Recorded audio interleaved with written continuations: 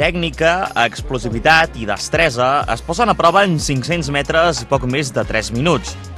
Aquests són alguns dels ingredients del desafiament de Llaguts, una competició de rem que enfronta Calafell, Vilanova i Torredembarra i que ha tingut lloc aquest diumenge.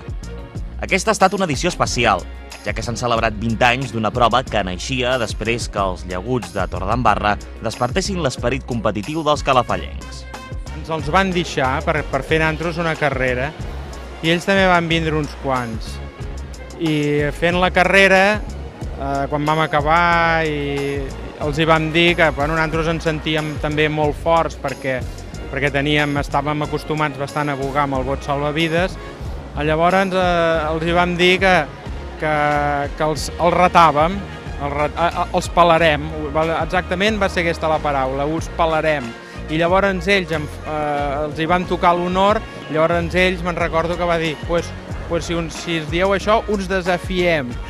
Amb un ambient de germanor, la competició ha arrencat a 2:15 des del parador de la confraria de pescadors i s'ha dividit en dues categories, la de veterans i sèniors, tant en masculí com en femení. En tots els casos, els participants havien de demostrar que eren capaços de travessar d'una boia a l'altra el més ràpid possible. Un dels grans triomfadors de la jornada han estat els nois del sènior, que han acabat per davant dels torrencs.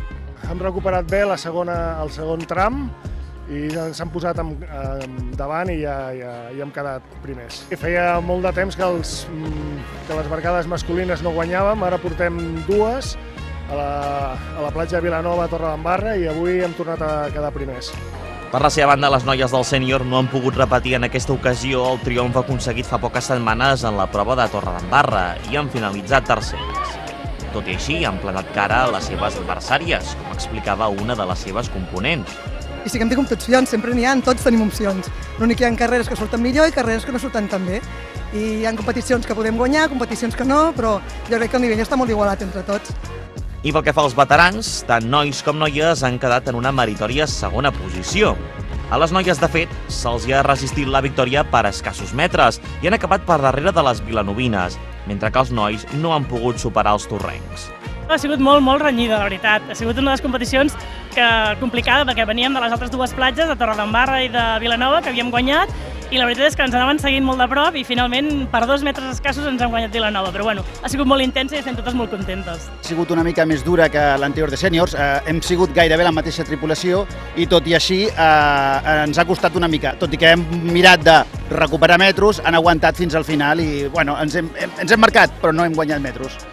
Una de les claus del desafiament de Llaguts és la maniobra de gir, la ciaboga, que és fonamental per guanyar terreny en la part final de la competició i tenir, doncs, opcions de victòria.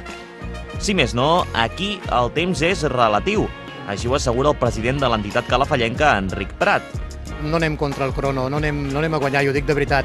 Nosaltres entrenem tot l'any, però entrenem vol dir que fem una horeta i mitja d'entrenament, cada un va als entrenaments que pot, si només pots amb una a la setmana xerrem, expliquem les nostres penes, a vegades a dalt de mar parem a dintre mar i xerrem una estona i algú té un problema i l'explica, vull dir que vam sent un grup de molt amics que estem remant i ho estem passant molt bé, hi ha molt de caliu, de veritat.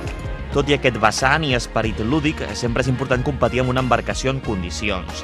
En aquest sentit, l'entitat dedicada al rem espera poder disposar d'un nou llagut a principis de l'any vinent, després que la seva proposta tirés endavant en els darrers pressupostos participatius. Una embarcació que a la vegada ha de permetre atraure les joves promeses. Permetrà que amb les competicions, per exemple, com amb aquesta, doncs tinguem un llagut a l'alçada dels nostres companys de Torredembarra i de Vilanova, que són llaguts que tenen 2 o 3 anys, el nostre entre 15 i 20, no? Llavors necessitem un llagut que pugui tirar i que pugui ser competitiu. Volem aquest any arrencar i recuperar la categoria de júnior, que no la tenim. De fet, ja heu vist que cap dels 3 clubs competim amb júnior.